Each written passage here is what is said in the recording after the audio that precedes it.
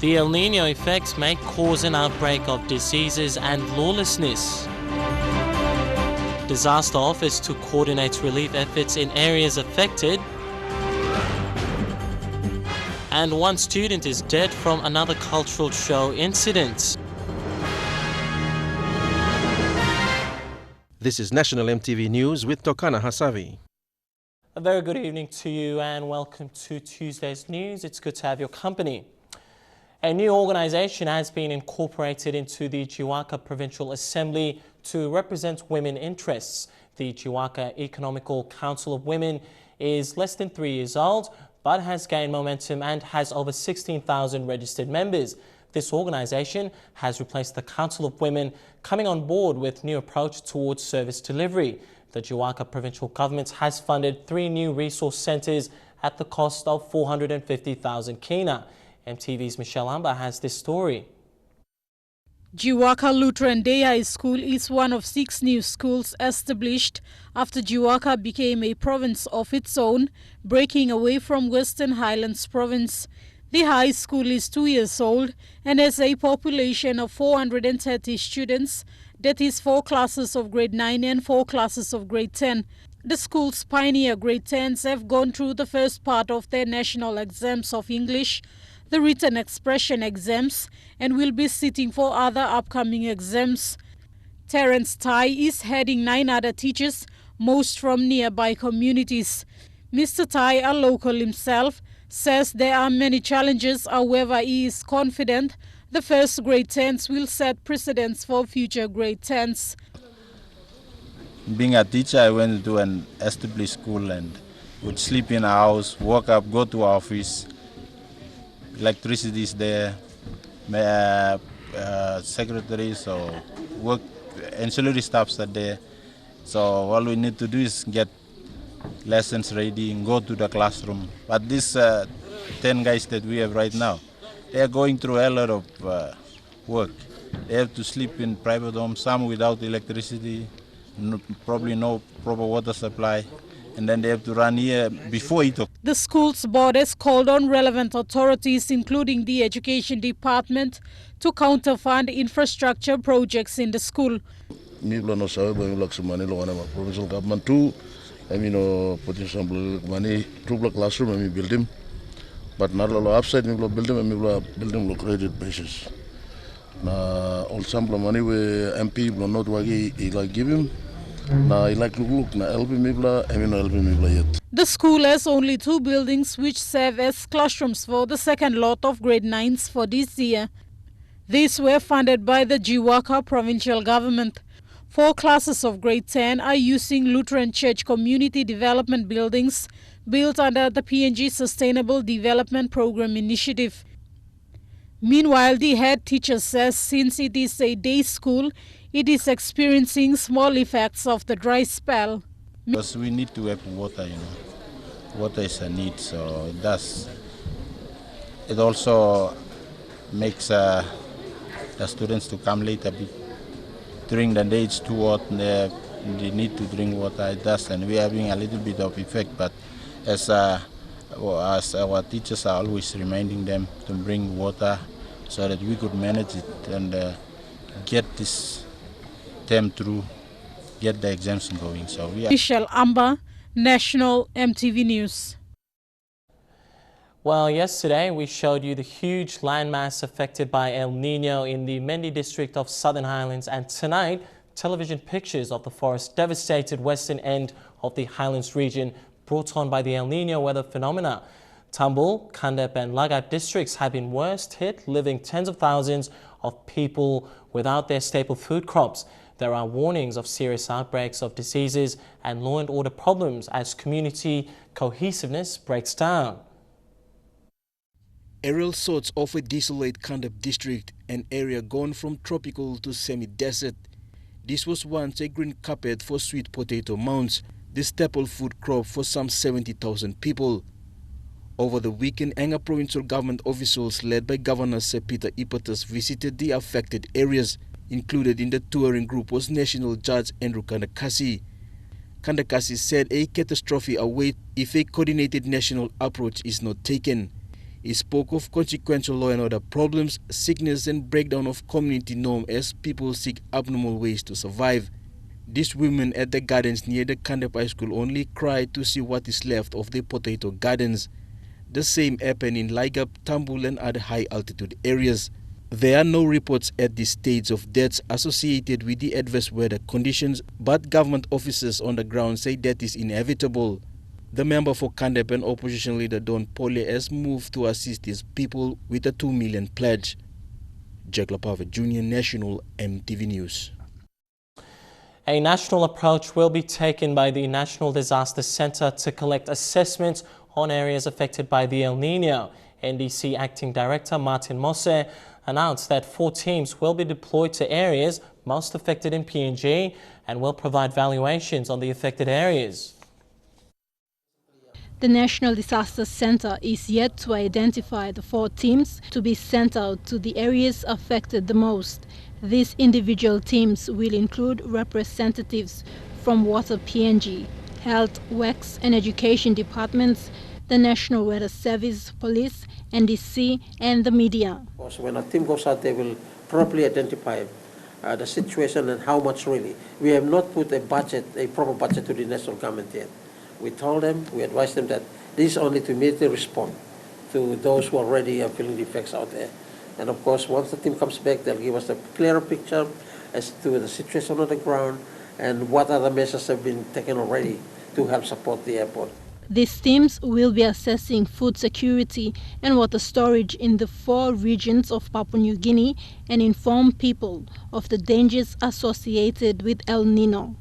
While this dry season is predicted to last over 4 months, it is also predicted that a flood period will follow once the dry season ends. This is something that we will be driving some more effort on awareness to get everybody start preparing themselves. What must they do in terms of conserving water? Because water and food security will be the 2 main human needs, basic human needs, that will be affected right now. This means people must not only prepare for the dry season, but start preparing for a continuous wet season early next year. Tekla Gunga, National EMTV News. Enga Governor Sir Peter Ipata says schools in Enga will be prioritised to receive support during the frost and dry spells. Governor Ipata said schools must be operational so the academic year is not disrupted. The Enga Governor said this following his call for the national government to release relief funding for frost-affected provinces. Enga is a province that has over 5 higher learning institutions and over 80 different levels of schools. All these learning institutions now face the threat of shutting down as frost spreads through the province. Yesterday, Enga Governor Sir Peter Ipata made known that schools will be supported with rations. Ipata said these will be prioritized. To make sure that the schools are not closed, that the kids continue to be in school. From records, the national government is yet to release 80% of Enga's Provincial Service Improvement Program funds. Release 5 million. So the next 20 million, whether we get it between now and December is a big question. Governor Ipata wants the national government to intervene before things get worse. Not only frost is killing plants and garden produce, water level is also dropping and becomes scarce. The school water tanks are all empty. At the moment the school is shooting water down at the creek. If this dried up, the school have no place to get its water. The Enga governor was in and around the province to assess and see the damage caused by frost and will present a report to the national government. Jack Lapave Jr., National EMTV News. National EMTV News continues with more local stories coming up after this break. Stay with us.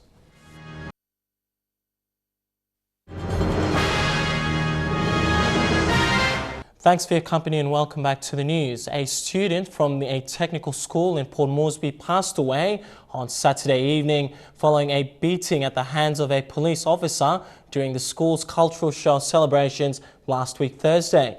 The deceased is 25-year-old Robert Ivalo from the Golala district in Central Province, who was a final year apprentice studying maintenance fitting and machinery at Don Bosco Technical School. Eyewitnesses present at the showground told EMTV News that the incident occurred shortly after a fire broke out at one of the traditionally constructed huts on the showground. The deceased had run into the disorderly crowd trying to establish the cause of the chaos when he was struck with an excessive blow to the head with a bamboo stump by a police officer who ironically was engaged by the school to provide security for the event. Robert was taken to his residence just opposite the school grounds to recover after regaining consciousness, but was later taken to the Port Moresby General Hospital after suffering a series of fits the next morning and becoming unresponsive. Despite being admitted and treated at the intensive care unit, Robert passed away at 10 p.m. on Saturday evening.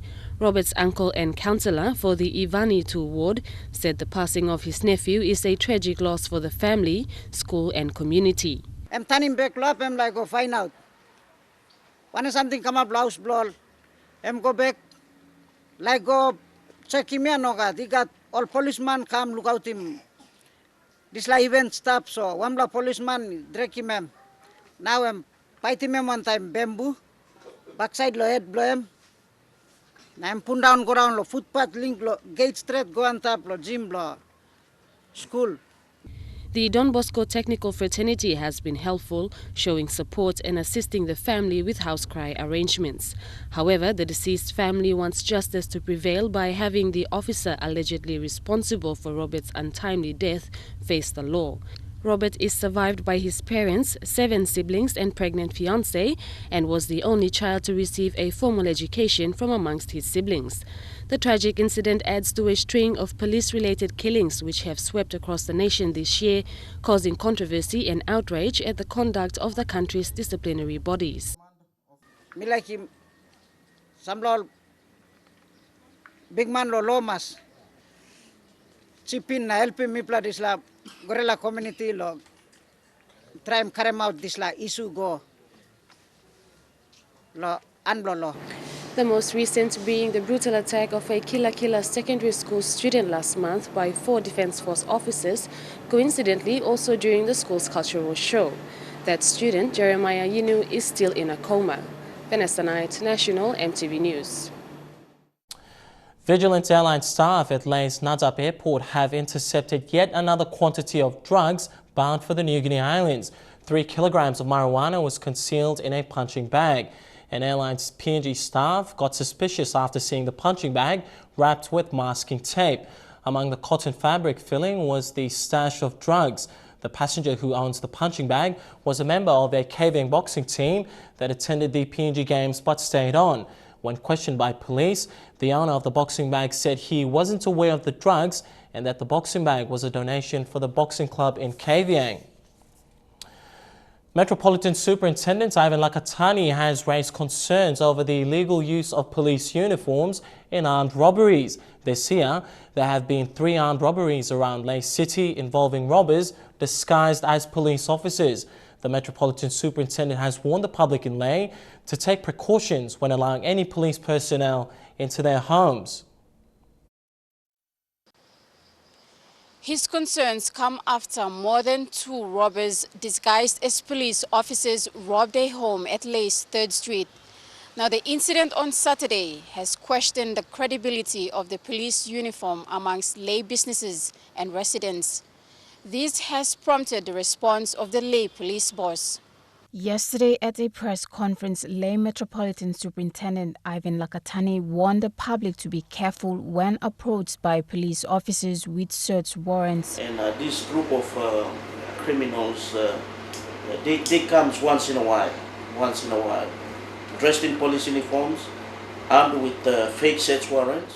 The Metropolitan Superintendent is concerned over the illegal use of police uniforms in armed robberies.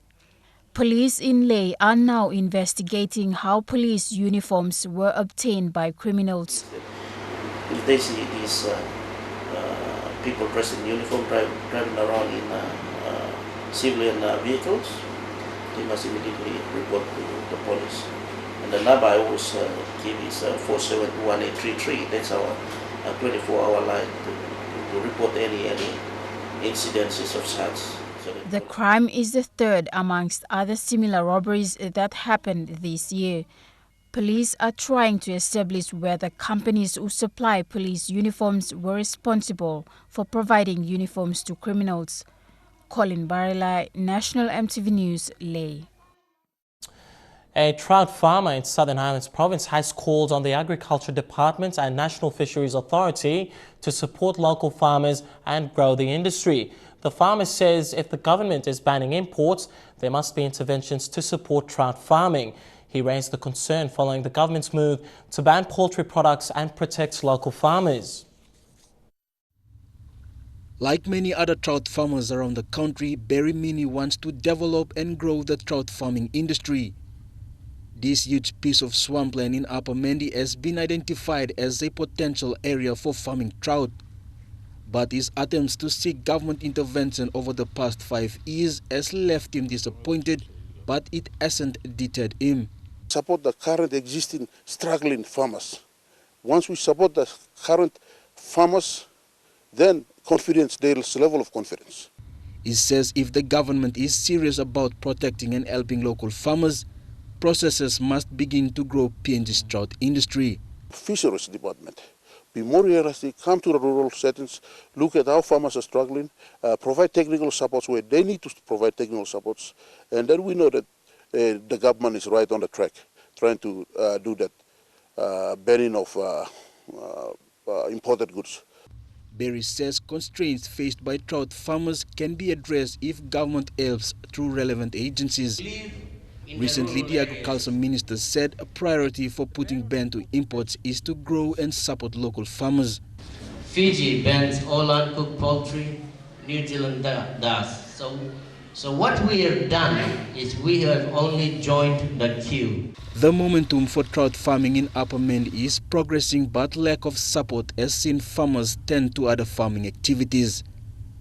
Jack Lapave Jr., National EMTV News. And now let's take a look at the finance news. The Kina closed unchanged at $0.3605 in the interbank market.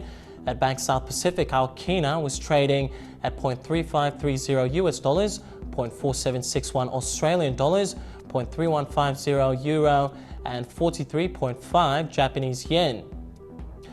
Looking at commodity prices at New York close, gold, coffee and cocoa closed the day higher, while copper closed the day lower. Palm oil closed the day higher, while crude oil and copper closed the day lower. And finally, on the stock market, the Dow Jones closed at 68 points higher, the ASX closed at 8 points higher, and the All Ordinaries closed at 7 points higher as well. You're watching National EMTV News tonight. Among stories after the break, the latest on the Indonesian plane crash just across the border. Stay tuned for that.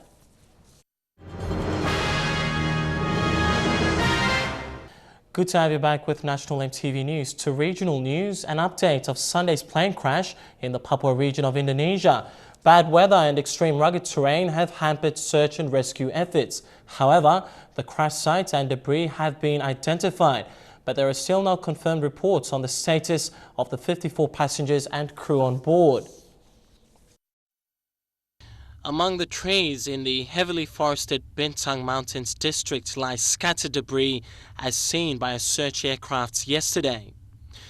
Indonesia's Search and Rescue Chief Hieronymus Guru is certain that it is the missing aircraft that lost contact 10 minutes away from Oksibil, its intended destination. But the harsh conditions surrounding the crash site make it impossible for rescue efforts to continue. The weather has become foggy, so the search and rescue team's helicopter that was supposed to search the area was forced to return to Oksibil Airport. Unable to enter by air, a foot patrol team was dispatched for a 6-kilometer trek, but they stopped when thick fog rolled in. They camped on Mount Oksab at an altitude of 3,500 meters, waiting for better weather conditions to continue, according to the Search and Rescue Agency.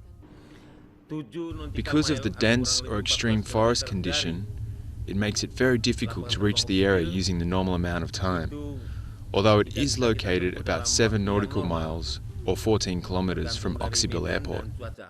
The flight was also carrying cash worth around 500,000 American dollars for remote villages, a post office spokesman revealed. But there was no suggestion that the large sum of money transported on the plane was linked to its crash. Air transport is commonly used in Papua, where land travel is often impossible. When asked about the manifest and the money, Guru said he had no knowledge about it. On the question on whether the flight was carrying money or not, it is not our concern because we have no information on that. So I cannot answer the question. All passengers were Indonesians, which included 44 adults, 5 children and 5 crew members, according to the Search and Rescue Agency. Family members of some of the passengers gathered at the Oxybil airport yesterday, waiting anxiously for news of their loved ones. And in the United States, the Internal Revenue Service says cyber criminals illegally accessed information belonging to over 100,000 taxpayers. It follows a report released in May, but the damage was much more extensive than previously thought. The cyber data theft cost the service about $50 million in refunds.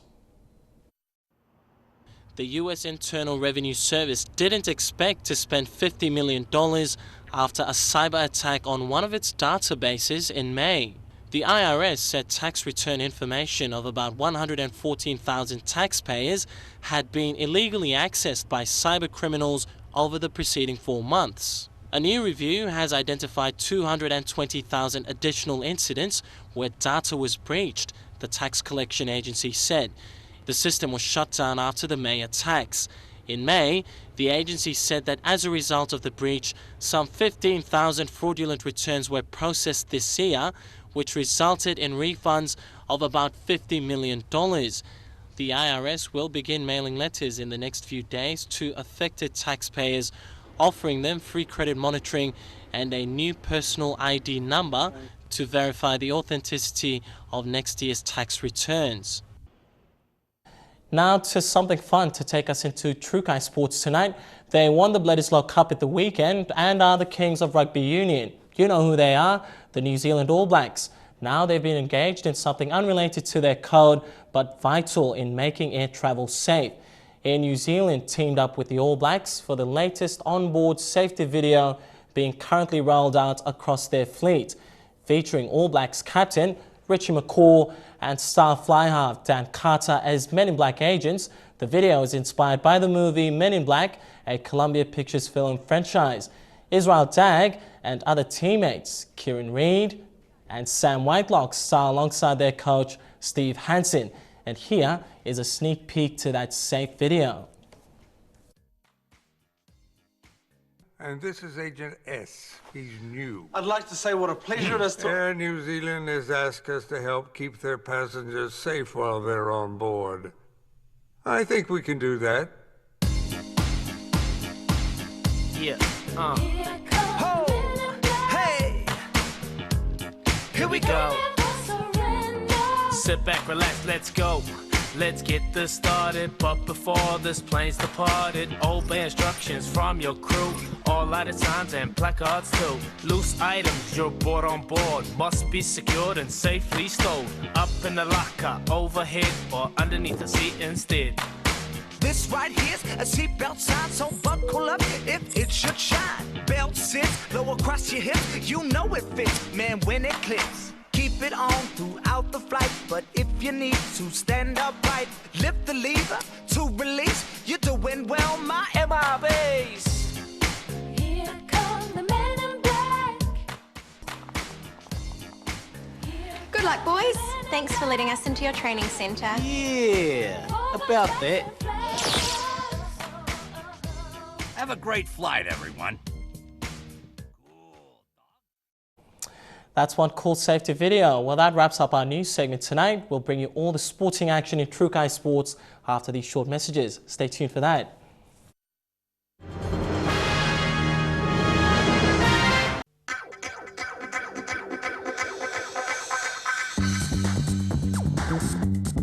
Trukai Sports.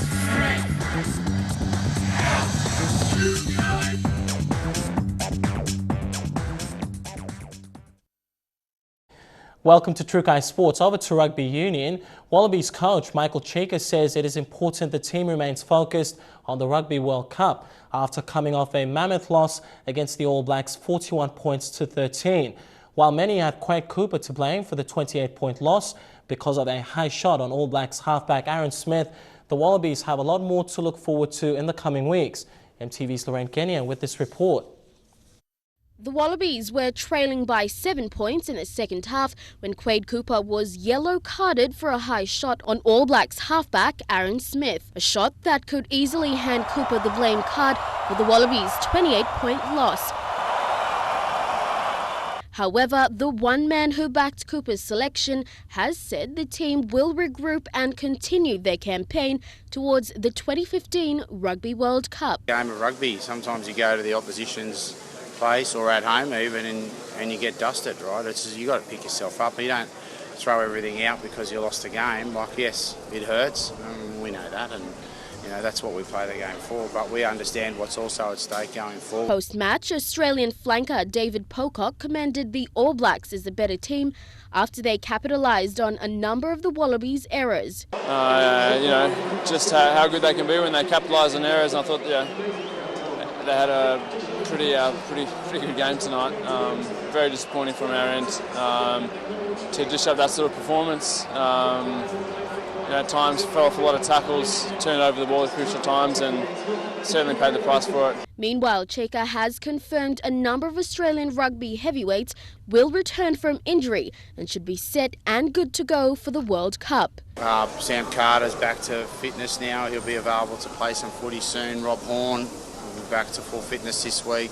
Will Genia back to full fitness this week. So with Kane Douglas getting a row on the weekend, we're pretty much back to having everyone available. Lorraine Genia, National MTV Sports. To NRL, the Cronulla Sharks were held scoreless at home against the might of the Melbourne Storm in Monday Night Football just last night. The Storm's defence proved to be the winner, with great goal line defence preventing the Sharks from scoring. With a position in the top 4 on the line, the Sharks and Storm were just as eager for a win. Cronulla were first to post points on the scoreboard and taking a penalty to see the Sharks take an early lead 7 minutes into the contest. But just 4 minutes later, Jesse Bromwich opened the scoring for Melbourne. Flat ball, Jesse Bromwich. Melbourne looking everywhere. The Storm crossed again just minutes later when they shifted the ball to the right, giving Matt Duffy enough room to score. Now they're off and running. Cronk at the line. Munster, cut-out ball. Duffy is in. Skipper Cameron Smith added the extra, seeing the score 12 points to 2 where it remained until half-time. The Sharks looked dangerous in the second half but were unable to convert into points. But the first points of the half came in the 66th minute with a clever kick from Will Chambers down the short side, which Duffy picked up to score. Duffy is there. Beautiful play by Melbourne. The Storm also grabbed 2 late tries to Dale Finucane and Cameron Munster to steal the match 30 points to 2. The game they tried though. Here is Robson still trying, losing the ball, and now Munster picks it up. Nobody in front of him. Coming across the field, Bird is chasing. Munster puts a skip in and gets to the line. Cameron Smith had his kicking boot on with 5 from 5 kicks at goal. Dion Combang, National MTV Sports. The Secretariat of the Pacific Community has reported that current and former players from the NRL visited New Caledonia last week to learn more about development challenges and general life in the Pacific Islands region. MTV's Shane Soroya has more on this story. The NRL, SPC, the Australian National University and the Australian Government have joined forces to stage a Pacific Leadership Workshop for NRL Pacifica ambassadors. The workshop is hoped to enable them to assist in development projects in Australia and throughout the Pacific region. During the workshop, it was highlighted around 44% of NRL players have Pacific Islands heritage. While the Pacific is well known for its rugby talent and idyllic beaches, many other NRL players and Australian sport fans know little about the region's diversity, rich cultures and traditions, and some of the significant challenges facing Pacific Islanders. The SPC Director General, Dr. Colin Tukuitonga, said the Pacific community welcomed partnering with the NRL and Australian Department of Foreign Affairs and Trade to promote rugby league as a tool for development, including income opportunities for young people. The training has been led by Dr. Ronnie Su, a Pacific Studies Outreach and Research Fellow with the ANU Society and Governance in Melanesia program, and Deputy Director of SPC's Social Development Division, Letuala Kuineselani Toelupe Tago Elisara, alongside scientific and technical specialists from SPC. Speaking at SPC's headquarters in Numia, Dean Withers said some of the key messages that have come true in the discussions are around the whole area of cultural diversity and the importance of knowing one's culture, the need to be connected to one's values as the way to ensure responsive development interventions. According to Ms. Tuilupe Tago Elisara, the NRL Group welcomed the opportunity to learn about SPC's social development and public health work as they strive to lead and advocate for social change within their own environments as NRL players and Pacifica ambassadors. The players and the officials now have better appreciation of the social issues and challenges we face with our Pacific community members. The 22 Pacific Islands and their ocean areas, otherwise known as exclusive economic zones, span some 30 million square kilometers of the Pacific Ocean, an area the size of Africa. Pacific Island people have a history of resilience based on their traditions of sustainable use of resources, but they are also exceptionally vulnerable to climate change and disasters, and to social and economical challenges that come with living on small islands in remote locations. The 3-day NRL Leadership and Development in the Pacific workshop ended on Friday. Shane Saroya National, MTV Sports. Well, the Agma Gurias and Simu Lions have secured semi-final spots this weekend in round 18 of the Intercity Cup. Gurias defeated Snacks Tigers 20 points to 16, while Lions beat Hello Wigman 28 points to 20. Minor premiers, Tigers, and defending champions Hello Wigman are now on standby to face Menimurks and Hagen Eagles respectively in a shot for the semi-finals. Menimurks ended a fairy tale finish for Wagi Tumbe with an 18-10 scoreline, while Hagen Eagles defeated Garakalahani's 26 points to 17 to keep their finals appearance chances alive. Well, Trukai Sports continues after the break. Stay tuned for more sporting action. Trukai Sports.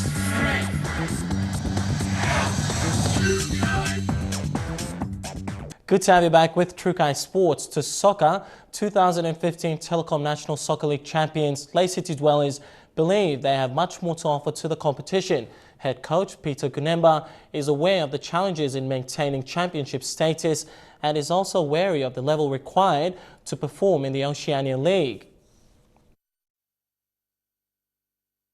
With the conclusion of the recently held Momase leg of the Besta Cup, there are signs of more to come in football, with the best of those including the new powerhouse in Ley City Dwellers. Ley City have had an astronomical rise within their first year, claiming the ultimate prize in the NSL with a 5-1 thrashing of Medang FC. And at the helm was Peter Gunemba, Ley City's head coach. I think the greatest game in Morobe, and we want to make it bigger and bigger, better in Pablo. That's why coaches come with different techniques to coach their players to play. That's why you see, not everyone is playing the same style of football in Morobe. For Gunemba, the key lies in approach and strategy, and he believes, and quite rightly so, that his team possesses a style and technique that is unique. Its intensity will grow so that we can be able to compete better. Like I used to admire the Barcelona players. The team's inclusion in the Oceania Champions League has also been a huge bonus to the club. We're excited, we're happy about it. At the same time, it will be a lot of work. It is not just to participate, but it is to make the presence of the Twins players felt in the Oceania League. And it's a sentiment shared by striker Nigel Dabinyaba. Mi pigini Morobe na, mi carry flag blo Morobe na play osem na cup champion blo country na, now bla represent your O League goal represent PNG lo League thanks lo e carry usai walk away na mi to go inside big plan ma straight na looking forward straight lo this la season where Bambla gonna play low league 2 year. The inclusion of new players for the upcoming season seems a likely prospect. The bulk of the Dwellers team come from the Lay Football Association, who featured in the playoff of the Mamase leg and who have also impressed along the way.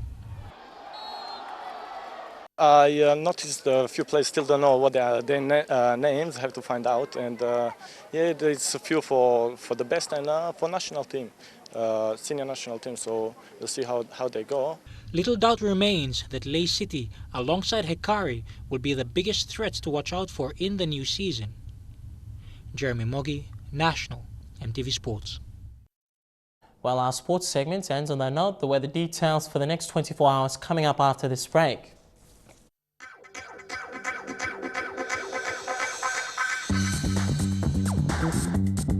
Tukai Sports.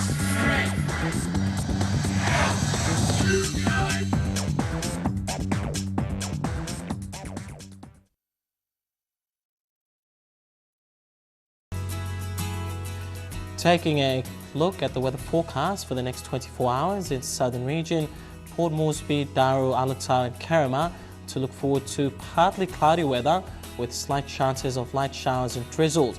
In Popondetta, however, mostly fine, though partly cloudy.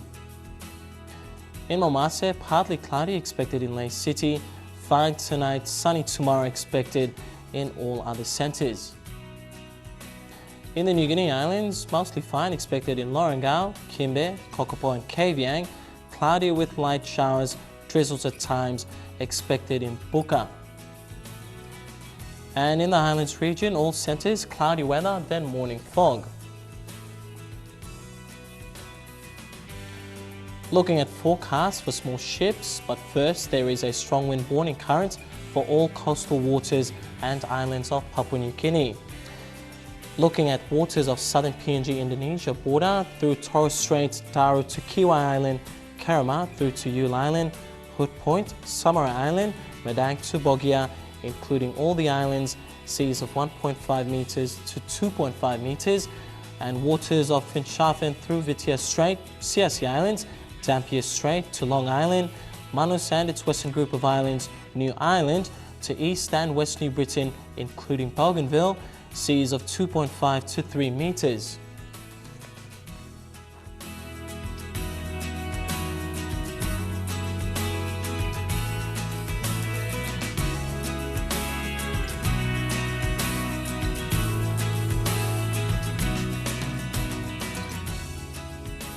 And lastly, ocean forecasts for PNG areas. Coral Sea sees moderate with southeast winds at 15 to 25 knots.